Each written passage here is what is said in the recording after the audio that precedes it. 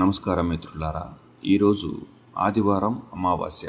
ఈరోజు జనవరి 18, 2026. ఆదివారం వచ్చిన అమావాస్య చాలా విశేషమైన రోజు.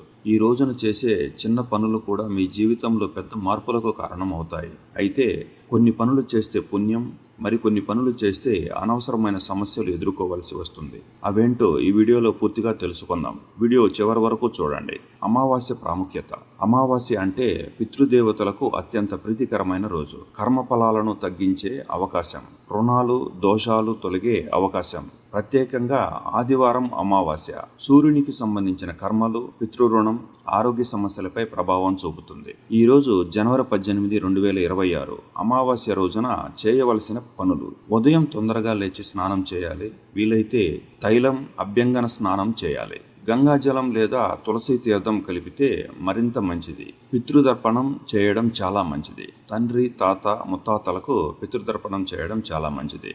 నీళ్లు, నువ్వులు, అక్షతలు అర్పించాలి. ఇవి పితృదోష నివారణకు చాలా ముఖ్యమైనవి. సూర్యునికి ఆర్ద్యం ఇవ్వాలి.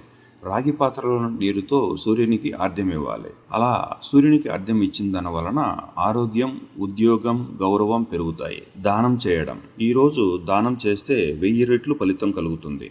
నువ్వులు, అన్నం, నల్లబట్టలు, గోధుమలు, పేదలకు భోజనం ఇలాంటివి దానం చేయడం వలన రోజు చేసే దానాల కంటే 1000 రెట్ల పుణ్యం కలుగుతుంది. జపం, ధ్యానం. ఆదిత్య హృదయం, గాయత్రి మంత్రం, పితృగాయత్రి మంత్రం ఇవి జపం చేయడం వలన మరింత పుణ్యం కలుగుతుంది. ఈ అమావాస్య రోజున చేయకూడని పనులు. శుభకార్యాలు చేయకూడదు. పెళ్లిళ్ళు, నిశ్చితార్థము, గృహప్రవేశము, కొత్త వ్యాపారం ప్రారంభించకూడదు. మాంసాహారం మరియు మద్యం సేవించడానికి దూరంగా ఉండాలి. ఈ రోజు చేసిన పాపకర్మలు ఎక్కువ ప్రభావం చూపుతాయి.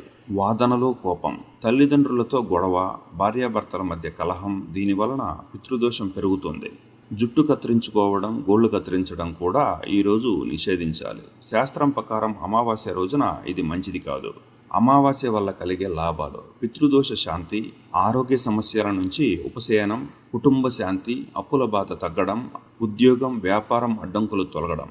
ఈ సమాచారం మీకు ఉపయోగపడితే లైక్ చేయండి, షేర్ చేయండి. ఇలాంటి మరిన్ని ఆధ్యాత్మిక విషయాలు తెలుసుకోవాలనుకుంటే ఫాలో అవ్వండి.